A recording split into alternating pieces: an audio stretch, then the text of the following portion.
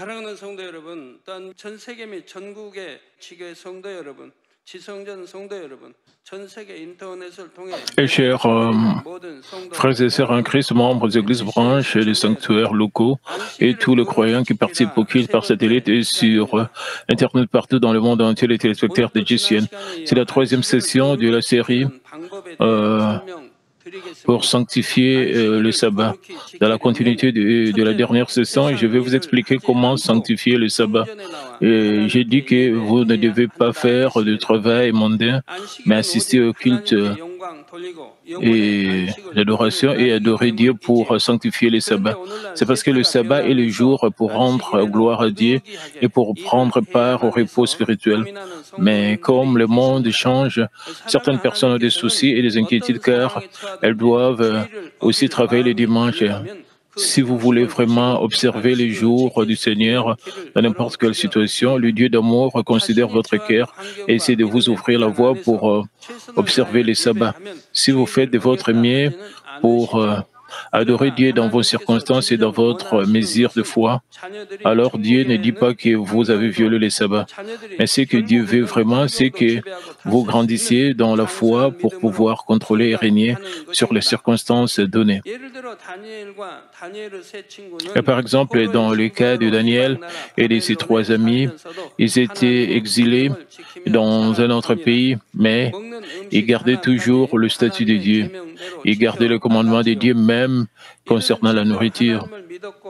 Parce qu'ils croyaient et aimaient vraiment Dieu, et ces circonstances n'avaient pas d'importance pour eux. Aujourd'hui, le monde a tellement changé et les gens ont des situations différentes et des niveaux de foi différents. Ainsi, le Dieu d'amour reconnaît certains cas exceptionnels. Ici, vous devez retenir une chose. Ce genre de justice ne peut être appliqué que si vous avez le désir de ne jamais violer les sabbats. Si vous comprenez mal ces messages et violez les sabbats, ça sera plutôt une malédiction. Le général Naaman était un païen, un Syrien, mais il a été guéri de sa lèpre parce que l'attitude de son cœur a été reconnue par Dieu. Après avoir été guéri par la puissance de Dieu, avant de retourner dans son pays, il a demandé à Élisée ce qui suit. 2 Rois 5, 17 à 18 dit, alors Naaman dit, puisque tu refuses, permets que l'on donne de la terre à ton serviteur une charge de 2 milliers, car ton serviteur ne veut plus offrir à d'autres dieux, ni holocauste, ni sacrifice. Il n'en offrira qu'à l'Éternel. Voici toutefois ce que j'ai pris, l'Éternel, de pardonner à son serviteur, car mon maître entre dans la maison de Rimon pour s'y prosterner et qu'il s'appuie sur ma main. Je me prosterne aussi dans la maison de Rimon. Veille, l'Éternel, pardonner à ton serviteur lorsque je me prosternerai dans la maison de Rimon. Naaman a décidé de servir l'Éternel, le Dieu seul, alors qu'il était guéri de la lèpre. Ce n'était pas une décision facile à prendre et compte tenu de sa situation, son cœur ardent était si sérieux et qu'il prit même de la terre d'Israël pour l'utiliser lorsqu'il adorait Dieu. Mais comme il était un homme de confiance du roi de Syrie, il dit entrer dans la maison de Rimon, c'est-à-dire la maison d'un dieu païen. À cette époque, le roi s'inclinait en s'appuyant sur Naaman et devait donc s'incliner ensemble. Il avait un souci à ce sujet. Il voulait être irréprochable devant Dieu, même dans une situation où il n'était pas facile de garder les commandements de Dieu. Alors, il a demandé la miséricorde de Dieu.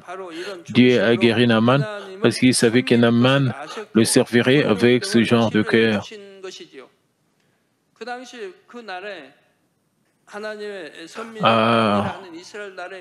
À cette époque-là, même parmi les Israélites qui étaient des élus de Dieu, il y avait beaucoup de lépreux, mais ils n'ont pas été guéris.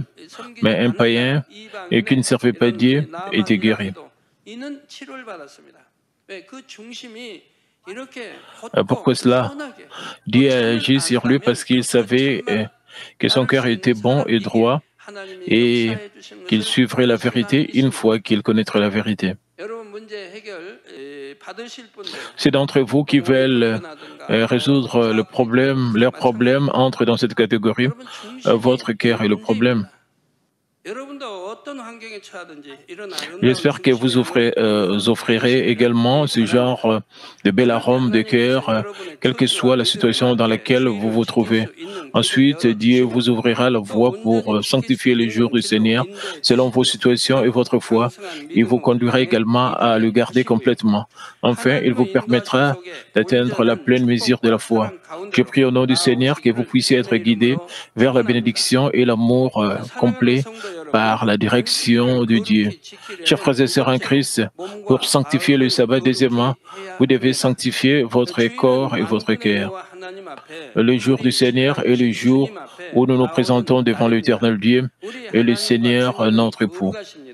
Dieu et le Seigneur Jésus, ils sont saints et le sabbat est mis à part et sanctifié.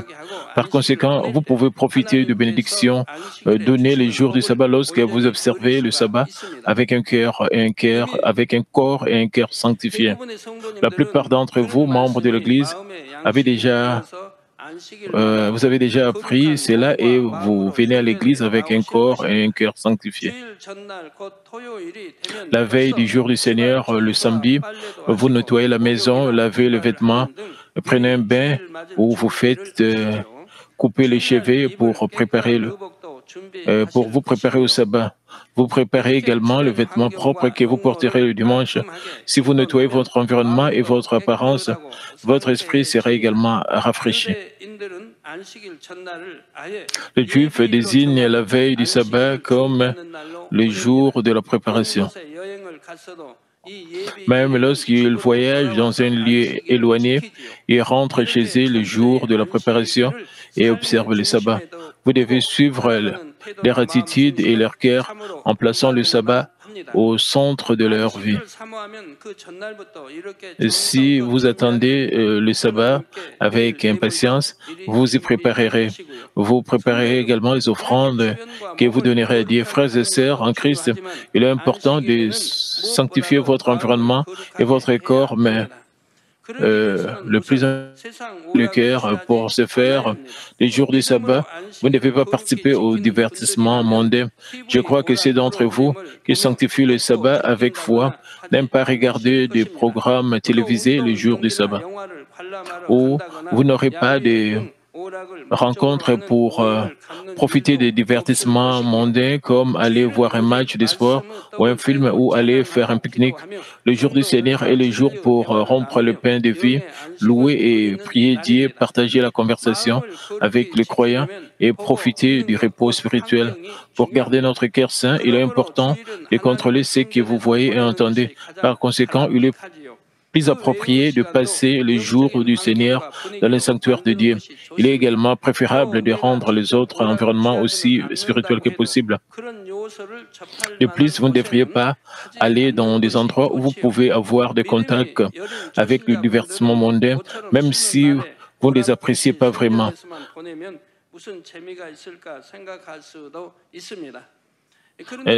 Certains nouveaux croyants avec une foi faible peuvent penser quelle joie y a-t-il de passer toute la journée à l'église un jour de congé sans prendre aucune sorte de divertissement. Mais supposons que vous preniez de plaisir mondain, alors pouvez-vous avoir de la joie et du repos. Vous pouvez éprouver du plaisir pendant cet instant et vous pensez peut-être que vous vous reposez, mais ce n'est qu'un plaisir momentané qui disparaît bientôt. Il ne peut pas résoudre les soucis ou les problèmes de votre vie. Vous pouvez vous impliquer dans le plaisir mondain, même dans la mesure où cela détruit votre vie. Mais la joie de se reposer dans le Seigneur est la vraie joie donnée par Dieu. Ésaïe 58:13 dit, « Si tu retiens ton pied pendant le sabbat pour ne pas faire ta volonté en mon saint jour, si tu fais du sabbat tes délices pour sanctifier l'Éternel en le glorifiant, et si tu l'honores en ne suivant point tes voies, en ne te livrant pas à tes penchants et à des vains discours. »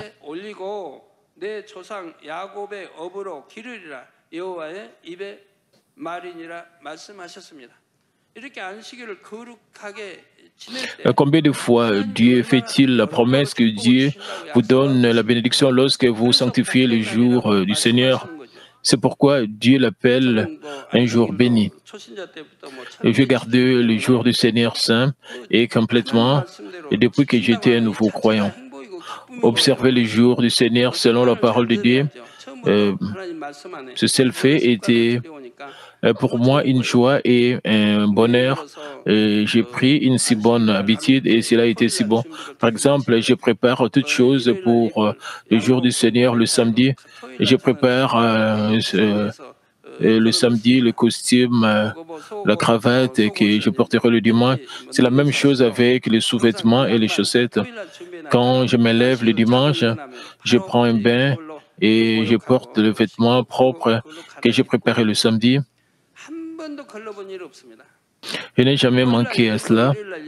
Je n'ai jamais mis les mêmes vêtements le dimanche que je portais le samedi.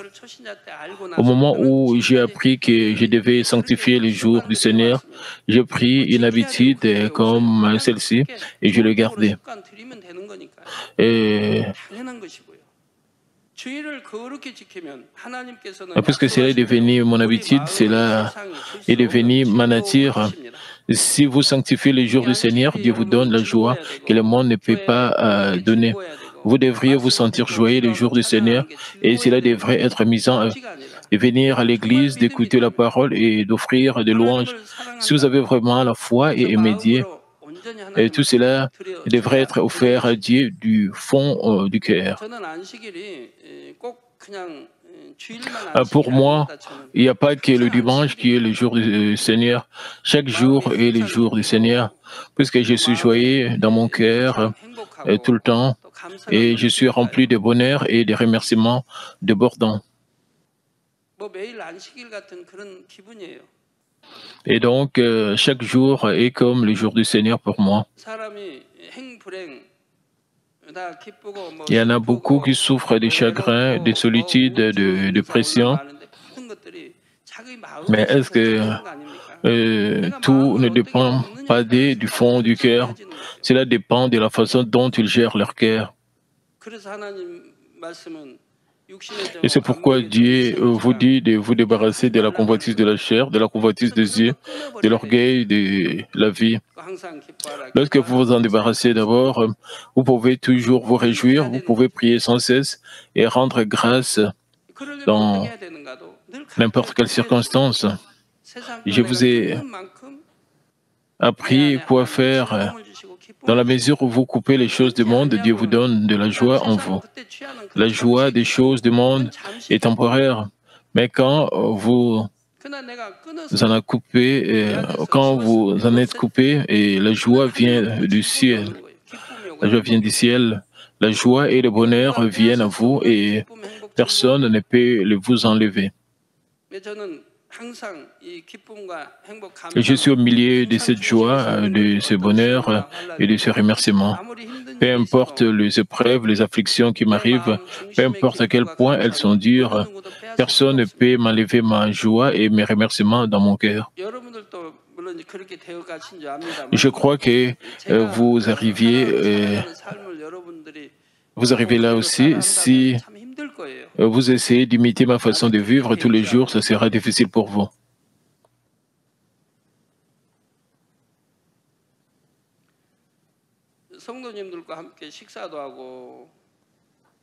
Je peux prendre un repas avec vous, avoir une conversation joyeuse et vous rendre visite librement. Mais je les ai...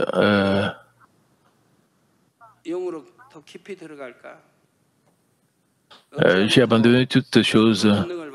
Je suis occupé par des réflexions sur la façon d'atteindre le niveau spirituel le plus profond avec Dieu, comment recevoir une puissance encore plus grande pour révéler le monde, comment faire connaître Dieu et comment dire aux gens que la Bible est vraie, comment donner gloire à Dieu et comment agrandir le royaume de Dieu, comment guérir juste une âme de plus. Ce n'est pas que je ne peux pas le guérir. Si vous repentez et vivez selon la parole de Dieu, il n'y a aucune maladie dont vous ne puissiez être guéri. Mon cœur est occupé par une pensée telle que comment apprendre aux gens à ne pas commettre de péché. Mon cœur est dans le royaume de Dieu. Même quand je suis seul, je suis heureux. Je passe la plupart de mon temps seul dans ma chambre. Je suis heureux. Je ne peux pas penser à autre chose parce que je vais économiser plus de temps pour donner à Dieu. Je ne peux pas porter mon attention sur autre chose. Plus les jours du retour du Seigneur approchent, plus je vais économiser du temps. Comment donner plus à Dieu? Comment travailler plus pour Dieu? Je pense toujours à de telles choses. Chaque jour est le jour du sabbat pour moi. Même quand je ne vous vois pas face à face, j'ai envie de vous voir tout le temps. Je pense toujours à vous et je prie pour vous. Et alors, mon cœur déborde de joie. Si vous pensez qu'au ciel et à la Nouvelle Jérusalem, vous accorderez toute votre attention au royaume et à la justice de Dieu, alors vous aurez la joie et la paix dans votre cœur et le bonheur viendra sur vous. Et chaque jour est bon. Le problème, c'est que le temps passe vite. C'est là le problème. Et si vous sanctifiez le jour du Seigneur, Dieu vous donne la joie que le monde ne peut pas donner. Lorsque vous écoutez la parole de Dieu le jour du sabbat et que vous louez et priez Dieu, il résout le problème de votre esprit et bénit votre vie. Notre corps et nos pensées ne peuvent jouir d'une joie et d'un repos véritable que lorsque Dieu assume la responsabilité de notre vie, de notre santé, de nos enfants et de notre travail. Lorsque vous sanctifiez le sabbat, vous aurez de la joie avec une espérance sacrée de résurrection et d'espérance pour le royaume des cieux.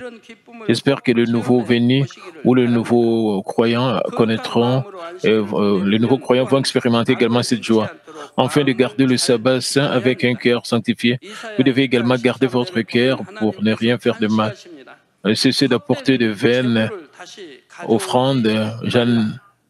Jeûne en horaire, l'encens, les nouvelles lignes, le sabbat et les assemblées. Je n'ai pu voir le crime s'associer aux solennités. C'est ce qui est mentionné dans Ésaïe 1:13.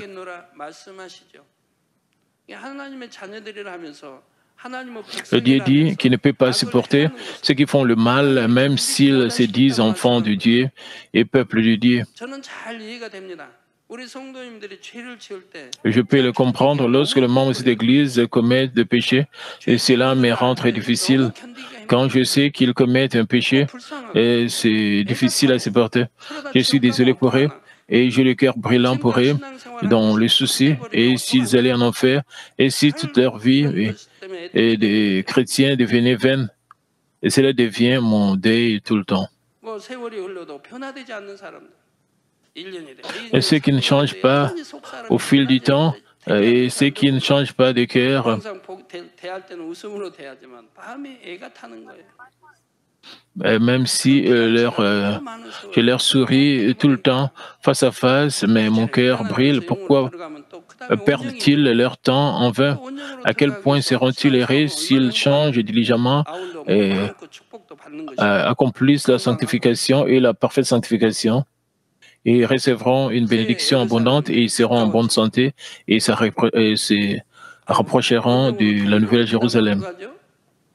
Et si vous atteignez la parfaite sanctification, ensuite, je vous dirai des choses encore plus profondes.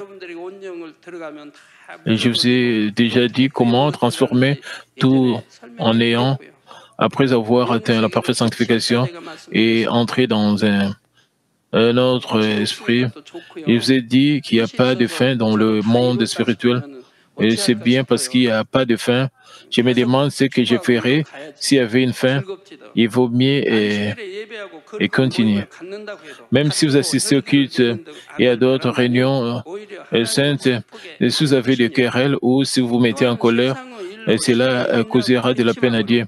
De plus, si vous passez le sabbat avec un cœur brisé à cause des inquiétudes concernant les choses du monde, alors Dieu ne peut pas accepter votre adoration de manière agréable.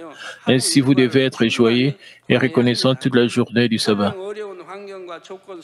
Même si vous êtes dans des situations difficiles, vous devez vous réjouir et rendre grâce avec foi. Combien vous êtes reconnaissant et joyeux simplement du fait que vous êtes sauvé. Ensuite, Dieu peut rendre possible l'impossible et changer les situations aussi.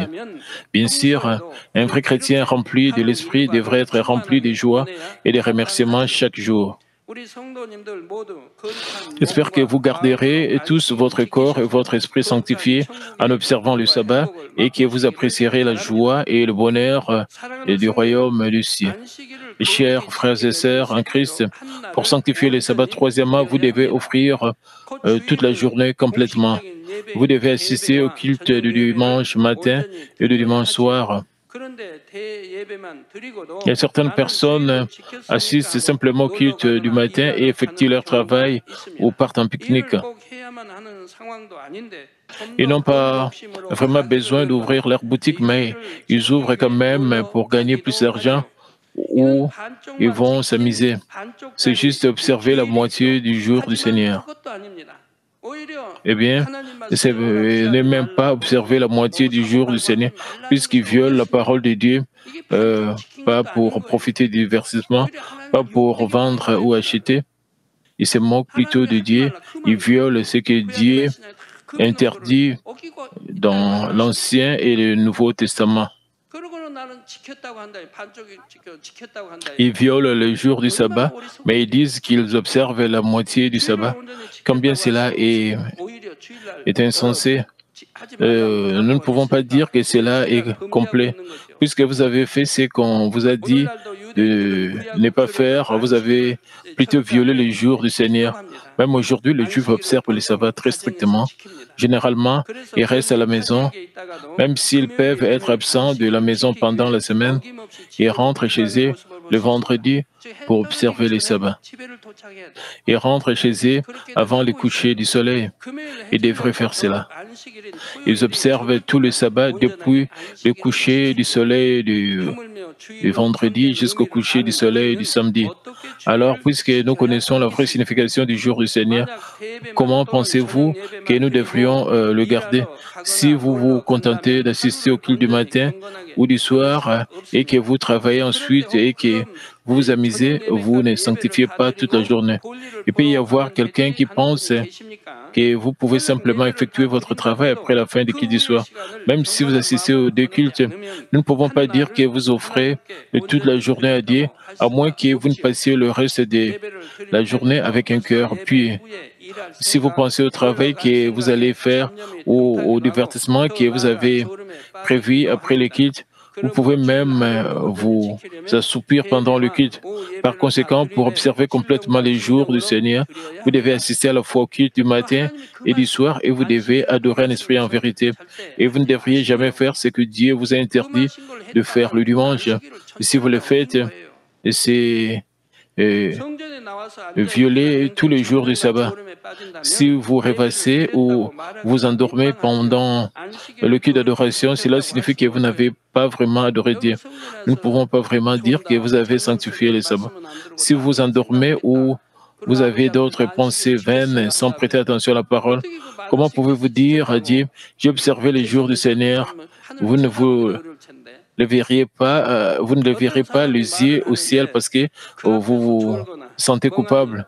Supposons que vous êtes endormi pendant que quelqu'un vous parlait, ne serait-ce pas considéré comme terriblement impoli? Et si vous faites cela devant l'Éternel Dieu, c'est très impoli. Et c'est tellement dommage si vous n'adorez pas un esprit en vérité, car sinon vous auriez pu rester à la maison pour vous reposer. Une fois que vous êtes dans l'Église, en obéissant à la parole de Dieu, vous devrez recevoir toutes les bénédictions qui sont données le jour du Seigneur en adorant Dieu de tout votre cœur. Et bien sûr, même si votre attitude d'adoration fait un peu défaut, et cela est bien, que de ne pas venir à l'église. Et si vous allez à l'église chaque semaine, votre foi grandira et vous arriverez à adorer Dieu en esprit et en vérité. Alors ici, réfléchissons aux attitudes appropriées dans l'adoration de Dieu. Premièrement, pour adorer en esprit et en vérité, vous ne devriez pas être en retard. Vous devriez venir avant le culte pour vous préparer par la prière. Une fois que le culte commence, vous devrez assister attentivement à tout le procédure jusqu'à ce qu'il soit terminé par la bénédiction ou la prière du Seigneur. Vous ne devrez pas quitter votre siège au milieu d'un culte. Bien sûr, cela est à l'exception d'avoir effectué le travail bénévole pour le culte d'adoration.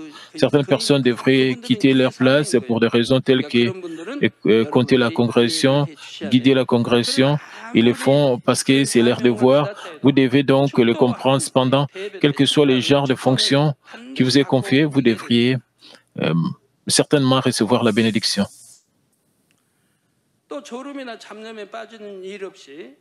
En outre, vous devez vous concentrer sur le message sans rêvasser ni vous assoupir. Vous devriez prier et louer de tout votre cœur. Vous ne devriez pas venir devant Dieu le main vide. Vous devez préparer les offrandes à l'avance et les donner à Dieu avec joie. Et si vous avez une apparence soignée, vous pouvez offrir à Dieu un plus bel arôme d'adoration. Par exemple, c'est l'étiquette devant Dieu d'enlever votre chapeau pendant le culte. Bien sûr, aucun d'entre vous ne met un chapeau. Certaines personnes qui doivent le mettre pour des raisons médicales sont cependant des exceptions. Certains d'entre vous mettent inévitablement un chapeau pour couvrir une partie de leur corps. Vous devriez comprendre de telles personnes. Pensez simplement à elles portent un chapeau pour une certaine raison. Vous ne devriez pas penser pourquoi portent-elles un chapeau comme ça pendant le culte. Vous ne devriez pas juger. Vous devez penser dans la bonté. De plus, Dieu sera plus content si vous portez des vêtements qui ressemblent davantage au royaume des cieux et qui plaisent davantage à Dieu. Une chose dont vous devez vous souvenir est que vous devez penser que le sanctuaire de Dieu est très précieux. Lévitique 26:2 dit « Vous observerez mes sabbats et vous révérerez mon sanctuaire, je suis l'Éternel. » Le sanctuaire est un lieu très saint. Dans la Bible, vous pouvez voir que les fils d'Israël ont appelé le tabernacle, qui est comme le sanctuaire aujourd'hui, la maison de l'Éternel. Le sanctuaire est la sainte maison de Dieu. C'est là qu'il habite. Par conséquent, pendant que vous êtes dans le sanctuaire, vous devez faire attention à la moindre action ou parole. Vous ne devriez rien faire d'impie, y compris parler des choses du monde. L'Ancien et le Nouveau Testament vous enseignent toutes ces choses que vous ne devriez pas faire dans un temple, n'est-ce pas? Les parents doivent également enseigner à leurs enfants afin qu'ils ne jouent pas comme à l'extérieur de l'église ou courir sans contrôle dans le sanctuaire. De plus, vous devez toujours garder le sanctuaire propre. Vous, membres de l'Église ici, aimez le sanctuaire et vous en prenez beaucoup soin. Beaucoup d'entre vous sont prudents afin qu'aucun cheveu ou saleté ne tombe dans le sanctuaire. De plus, je crois que vous ne mangez plus rien dans le sanctuaire. Bien sûr, dans la garderie des enfants, vous pouvez empêcher les bébés de pleurer en leur donnant à manger. Vous devriez apaiser un enfant qui pleure en lui donnant des casse-croûtes. Les jeunes enfants ne peuvent pas se contrôler, n'est-ce pas? Ils pleurent quand ils veulent quelque chose. Pour les apaiser, donner quelques casse-croûtes est autorisé. Dieu ne dit pas que vous ne pouvez pas donner des casse-croûtes à vos bébés dans le temple, mais dans d'autres sanctuaires, il ne devrait pas y avoir de nourriture, et surtout pendant le culte. Il n'est pas juste de boire ou de manger quoi que ce soit en adorant Dieu. S'il vous plaît, ayez de la nourriture ou de boissons dans la salle à manger pour avoir le sanctuaire, pour garder le sanctuaire propre. Certains d'entre vous allument leur téléphone portable, le mettent en mode vibraire et lorsqu'un message arrive, vous le lisez et envoyez une réponse. Vous ne devriez pas faire cela. Et ce n'est pas adorer Dieu en esprit et en vérité. Vous ne devrez pas attendre que quelqu'un vous appelle pour une affaire pendant le culte. Vous devez également prendre soin des choses et de l'équipement qui se trouve dans le sanctuaire. Tout dans le sanctuaire appartient à Dieu. Ils sont saints. Toutes ces choses sont saintes. Comme je l'ai déjà dit, parce que tout dans le sanctuaire appartient à Dieu, nous devons les utiliser avec précaution. De plus, lorsqu'ils sont amenés à l'extérieur, vous devez en faire le rapport à l'Église et suivre les règles de l'Église. Vous ne devez pas les sortir comme bon vous semble. J'espère que vous vous soucierez plus du sanctuaire que de votre propre maison. Lorsque vous faites cela, vous aimez Dieu du plus profond de votre cœur, et tel cœur est ce qui plaît à Dieu. Je vous exhorte à donner un bon exemple afin que quiconque verra le sanctuaire en ressente Dieu et le royaume d'ici. Plus vous aimez Dieu, plus vous craignez Dieu.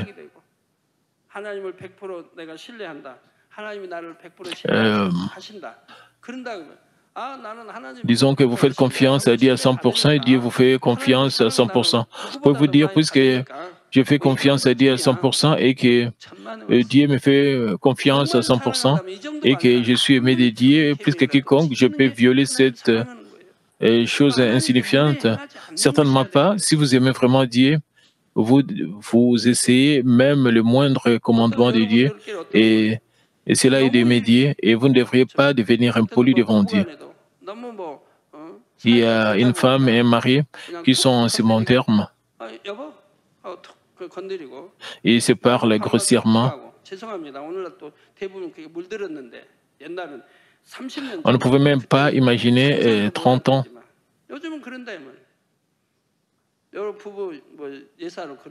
On ne pouvait pas imaginer cela 30 ans, il y a 30 ans. Bon. Mais de nos jours, il y a beaucoup de couples comme ça. Maintenant, écoutez-moi attentivement. Peu importe à quel point vous êtes en bon terme avec votre conjoint, ce n'est que parce que vous l'aimez tellement que vous pouvez lui dire « Chérie, passe-moi ça ».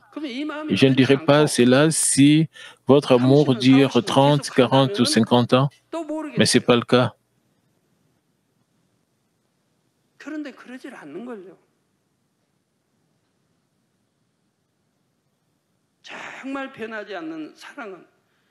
L'amour qui ne change pas vient vraiment du fond du cœur, l'amour venant du cœur. Vous arrivez à vivre avec votre conjoint parce que vous ne pouvez pas vous en empêcher autrement. Vous vivez avec votre mari ou votre femme à cause de vos enfants. Vous vivez avec lui parce que vous ne pouvez pas divorcer avec lui dans le Seigneur. Ça sera tellement bien si l'amour ne change pas. Cependant, dans la plupart des cas, cela ne dure pas longtemps, car j'ai eu affaire à de nombreuses personnes, ceux qui respectent vraiment leur conjoint et la famille qui est bien dans l'esprit, s'aiment vraiment. Il y a beaucoup de telles familles de nos jours. C'est possible parce qu'ils changent dans la vérité. L'impolitesse peut-elle être permise parce que vous aimez tant et que vous êtes beaucoup aimé? Et cela est vraiment de n'importe quoi. C'est vraiment insensé. Eh bien, s'il vous plaît, j'espère que vous ne trébucherez pas. Essayez d'utiliser l'expression de l'amour du plus profond de votre cœur. Utilisez un geste d'amour et prononcez un mot d'amour du plus profond de votre cœur. Et l'amour vrai et beau peut être produit. Vos actions deviendront différentes et la manière de considérer sera différente. Vous vous souviendrez même de ce que dit votre mari. Vous vous souviendrez même d'une chose insignifiante de votre femme. Vous servirez votre mari en vous souvenant de ce qu'il aime. À quoi bon le servir avec ce qu'il n'aime pas? Votre mari n'aime pas du tout le sushi, mais que dira votre mari s'il trouve une table pleine de sushi? Vous devrez préparer une telle table de sushi quand votre mari l'aime.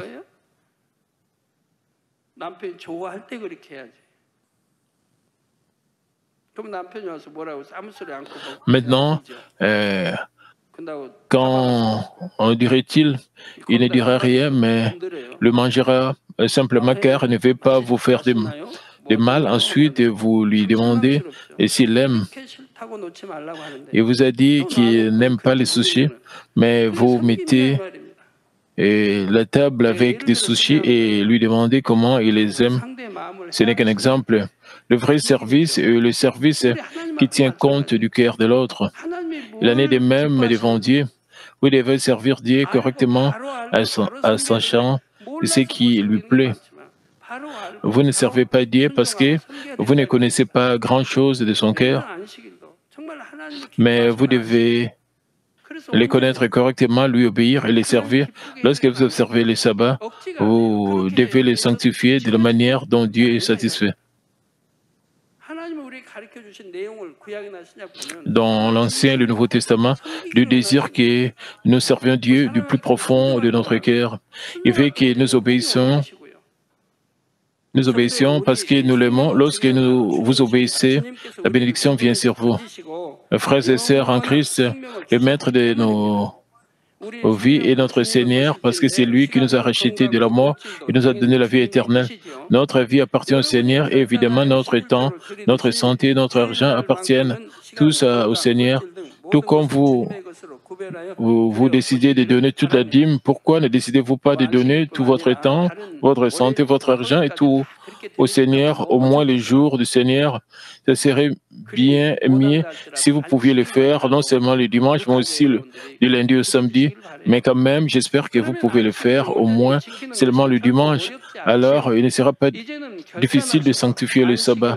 Je prie au nom du Seigneur que vous ayez une telle détermination que vous offriez complètement à Dieu le jour du Seigneur et que vous recevez des bénédictions complètes.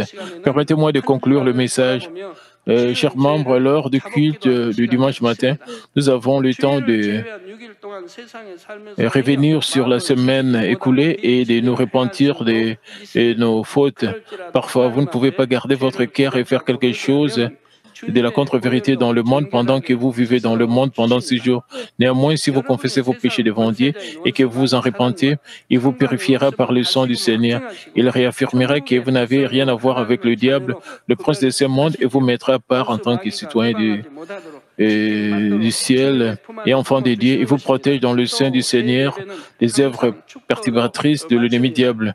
De plus, le culte du dimanche matin est terminé avec la bénédiction. En sanctifiant le sabbat et en recevant cette bénédiction, vous pouvez vivre sous la protection et la bénédiction de Dieu. Pendant cette semaine, de même le sabbat est le jour où nous sommes rafraîchis en esprit et préparons la nouvelle semaine. Si la parole de Dieu en nous diminue d'une manière ou d'une autre, nous pouvons la garder à l'esprit une fois de plus et nous y attarder. En louant Dieu et en le priant, vous pouvez vous recharger avec la puissance spirituelle pour vaincre le monde. Si vous observez les sabbats de cette façon chaque semaine, vous retrouverez progressivement l'image de Dieu en nous. Ésaïe 56 dit, « Et l'homme qui fait cela est le Fils de l'homme qui demeure ferme. » Vous devez sanctifier les jours du Seigneur sans les profaner. Dieu vous avertit sûrement de ne pas vendre ou acheter des choses le dimanche, mais si vous le faites, ouvrez votre boutique. Comment pouvez-vous dire que vous sanctifiez le jour du Seigneur?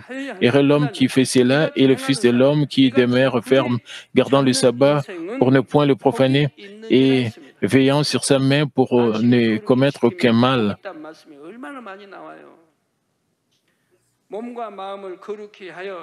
Que vous puissiez sanctifier votre corps et votre esprit pour garder le jour du Seigneur complètement saint et devenir un enfant vraiment de Dieu béni. Au nom du Seigneur Jésus-Christ, je prie. Prions tous concernant ces messages. Père éternel, merci encore pour ce message concernant les sabbats. Permets que nous puissions bien garder le sabbat, que nous puissions sanctifier ces jours, c'est le jour un jour béni pour nous, permet que nous puissions vraiment suivre tout ce qui est mentionné dans la Bible et tout ce qui a été enseigné, Père, permet que nous puissions mettre tout cela en pratique pour que nous soyons bénis, pour que nous puissions sanctifier vraiment le sabbat. Aide-nous avec l'aide du Saint-Esprit à te plaire, à faire des choses qui vont te glorifier, Père. Permet que nous puissions te glorifier, que nous puissions avoir le repos dans le Seigneur le jour du sabbat, que nous puissions bien préparer les sabbats. Au nom de notre Seigneur Jésus-Christ, je ainsi prié. Amen. Maintenant, nous allons recevoir la prière du malade du pasteur principal. Si vous pouvez poser vos mains sur vos parties malades. Si vous n'êtes pas malade, posez votre main sur votre poitrine et recevez cette prière pour léser votre cœur. Recevez cette prière avec foi. Alléluia, Dieu Tout-Puissant, Dieu d'amour, s'il te plaît, pose ta main sur tout le croyant qui reçoit cette prière maintenant. Montre tes œuvres transcendant le temps et l'espace, sur tous ceux qui reçoivent cette prière, sur GCN, Internet, via satellite, les églises branches en sanctuaires locaux, et sur tous les enfants de Dieu à travers le monde. Donne-leur la foi de croire du fond de leur cœur, chasse tout ce qui est pensée négative et doute, et chasse tout ce qui est test et épreuve. Et du pied jusqu'à la tête, ou le parties internes, les jointures, le tissu, les cellules, toutes les parties malades, consume-les avec le feu du Saint-Esprit et avec la lumière originelle. Au nom de Jésus-Christ, j'ordonne à l'ennemi diable et Satan toutes sortes de maladies, germes, virus et infirmités, quittez-les, que la lumière brille. Et s'il te plaît, consume toutes leurs maladies en phase terminale, les maladies incurables avec le feu du Saint-Esprit. Chasse tout ce qui est maladie endémique, y compris la malaria. Toutes les maladies contagieuses telles que le rhume, la grippe et la fièvre, quittez-les. Protège-les de toutes sortes de germes et de virus.